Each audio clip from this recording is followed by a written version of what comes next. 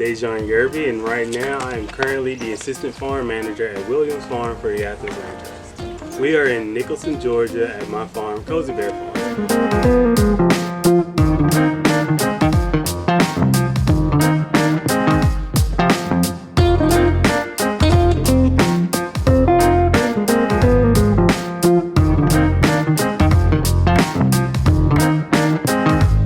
This is Cozy Bear Market Garden. Just gonna give a quick rundown of what's gonna happen this spring. This whole plot over here is gonna be nothing but salad greens and lettuce heads. This plot right here, all this landscape fabric's on right now, is gonna be full of collard greens, Swiss chard, kale, like 3 different types of kale. The far back plot is gonna be full of all the root stuff like carrots, turnips, beets. I'm gonna have some beans back there.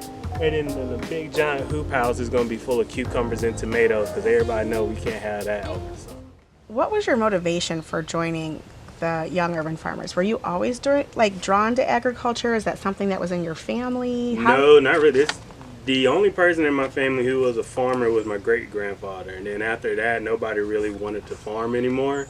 And when I was in high school, the plan was for me to go play college football because I had 5 different scholarships to go to like some elite schools and then some minor schools. But my junior year, I blew out my knee and I couldn't play my senior year. And the senior year was like when those offers were gonna be real. But it was a hard like couple months just grasping that, and then I had no idea what else I was gonna do with my life because there was nothing like I was really into. It was just football and nothing. But I always knew when I was little I did not want to work inside. I always wanted to be doing something outside.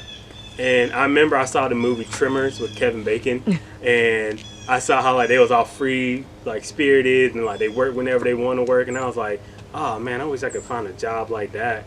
And in 10th grade, I took a horticulture class. And that's when I started really getting into like growing stuff, because it really blew my mind that you could just put this little seed in some soil and it just came out with this giant flower.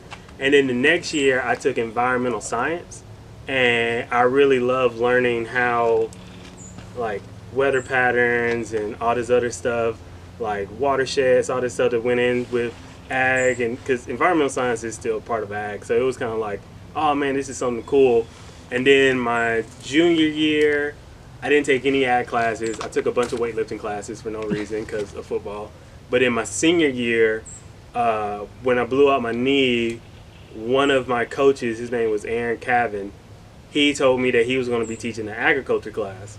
And he was like, anytime we had to do volunteer stuff that dealt with outside, you was always the first person to join. So maybe you should join this class and see how it goes. Joined the class 3 months in, I was just like, I need to be a farmer. Wow. And then halfway through the semester, he came up with these applications saying like, if you guys want to be young urban farmers, you get to go to this garden. You're going to learn farming practices on like the very basic level. It's going to be very good for you. Maybe it will lead to something else. So I know I went into that.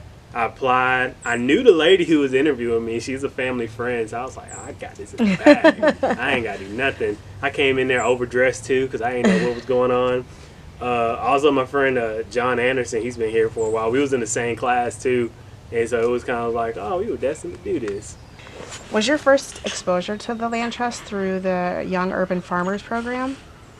Actually, my first exposure was when we took a field trip to the West Broad, but we didn't know that it was a garden. It was in the process of being a garden. And then it was 3 years later when my ag teacher gave us applications to be like a young urban farmer. And that's when I joined, and that was my first time actually being with the Land Trust. Tell me about your experience as a young urban farmer. What kind of things did you learn? What kind of things did you get out of it? Like, what was that experience like for you? Well, they took us to like the bare basics of this is how you plant a seed in the ground. We thought we was gonna learn how to be farmers. The guy who was kind of our coordinator, Seth, he's the manager at Williams Farm right now. Mm-hmm. He was like telling us like farming is so much bigger than what you guys see on TV and everything. So I need to take you to the ground level. And so we did a lot of like pulling weeds out the ground, forming beds, learning what each crop does, how you sell each crop, um, learning how to cook with these crops. Because a lot of people don't know that if you're selling crops, a lot of people are going to ask you, how do you cook this? So you need to learn how to cook it. We took business classes because farming is a business. You just don't go out here and just plant and sell. Like, there's steps you got to do before you can even get to the farmer's market or the restaurant. So he took us to that very ground level and then built us up. And then the few that were like into this, those are the ones that they kind of molded more, and we got brought up to the next level. So my next step from the youth was being a farm apprentice for Williams Farm, and at the time, this nice lady Dana was the manager at Williams Farm, and she tried to break me out there. Like, she gave me the hardest task you could do as a farmer. She made me make beds, 100-foot long beds with just a hoe and a rake, and I mean, I was dying out there. And at the end of my apprenticeship, Seth came out. He was just like, "Hey, you want me to go get the tiller to make the beds?" And I was like, "We got a tiller?" And she was like, "Yeah, I just wanted to break you and see if you were really about this." Oh my God. So where's she at now? She's married to Seth. She's married to Seth. So how did your experiences in Young Urban Farmers, I mean, you kind of explained that, directly relate to what you're doing now? Are you using the techniques that you learned? Yeah, all the stuff that I learned from there, I'm using here. So a big thing that I learned from there was selling at farmers markets.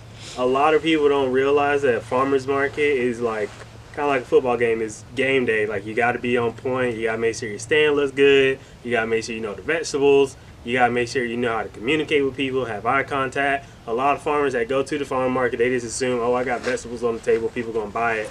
That's not the case. And you got to make sure the prices is right, all that stuff. So me and John, they call us the two top sellers at Athens Land Trust, because whenever they put us somewhere, we always sell out. And so I took those skills and transferred them over to my farm. So now when I go to the farmer's market, I always sell out because I know how to do it since I did it there. And I started really, really early.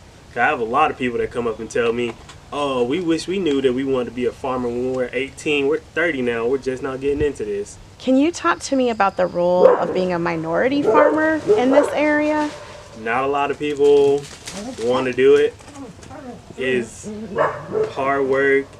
I think a lot of people don't want to do it because it kind of goes back to, slavery times, and we're just doing this stuff because somebody told us to do it, and so now we're trying to break away from it.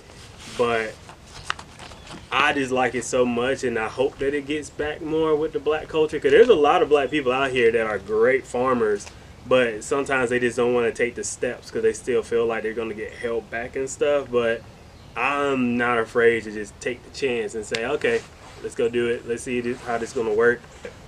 Do you think Young Urban Farmers plays a role in maybe shaping some of that narrative that you're talking about? I mean, exposing, black farmers or Latino farmers. I mean, do you think that's a selling point of the program, something special that it does? I think it just does that in general, because there's a ton of black kids that was in the program. They might not be farmers, but because of that program, it led them to do something else. We had one kid, he's doing like fishing stuff with aquaponics. There was another kid, his name's Trip. I really don't know what he's doing right now, but last time I saw him, he told me, "Oh man, I loved being out here. This was the best time of my life, just learning where my food's coming from and just knowing like, oh, I'm so connected to the earth right now." The last person that graduated from the youth that's doing something kind of ag was a kid named Xavier, and he came in, didn't think he wanted to do anything with ag, and he worked with us, and now he's just like, "Oh, dude, I want to have my own farm. I want to do a nursery. I want to do something that involves me growing something and staying outdoors." Mm-hmm. So I think the program in general just shows you more stuff, and it gets you more involved, and if you make it interesting to them, they'll start seeing like, "Oh, this is something that I could do that's pretty cool." How has the Athens Land Trust impacted your life? It changed my life, because without the land trust, I don't know what I would be doing right now. I mean, when they made me a farm apprentice, I was so happy, because I was just like, oh, these are the right steps I need to take, then I need to take these steps. When they made me a youth mentor, they showed like, oh, we do trust him and that he has the ability to teach others. when they made me an assistant farm manager.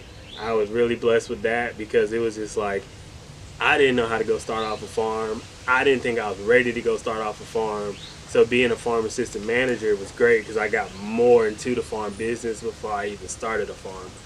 And it changed my family's life too, because my mom always says, like, I don't know what you would be doing if you weren't with the land trust. Whenever she hears me talk about like bad days, she just be like, hey, you better stick in there with them because they're going to help you out. They helped me get this place.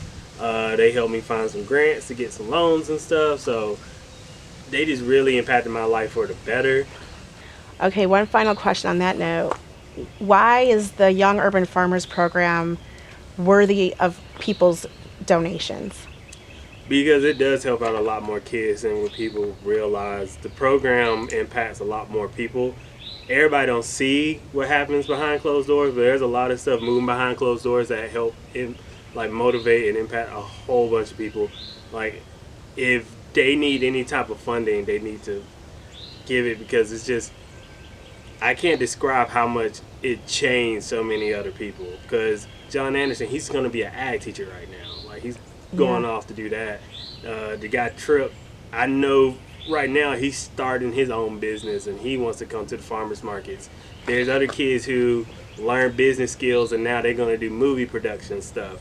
We had the one kid, Willie, he wrote a book now. He got his clothing line because he started making clothes with blueberry dye. So it's just like, it changed so much stuff for so many people. One girl, Micaiah, she started taking pictures of the stuff out there, and now she sells calendars and stuff. So it just impacts everybody differently. So the program does need to stay alive, and it does need help if it needs help. To any young kids out there that's like me that don't know what they're doing in their lives, find a land trust. Find somewhere where you can work out all your problems and stuff. If I didn't join the land trust, I'm pretty sure I would be a fat slob somewhere doing nothing. I even got healthier just joining the land trust. I'm only 5'9". Football made me 300 pounds and I was heavy. Joined the land trust, I lost 100 pounds, but I had to eat healthy because I couldn't farm because I was so fat. So if you're a kid out there who's just like, hey, I'm lazy and I don't know what to do, find something out there for you to do. Don't sit around the house. There's something out there for everybody.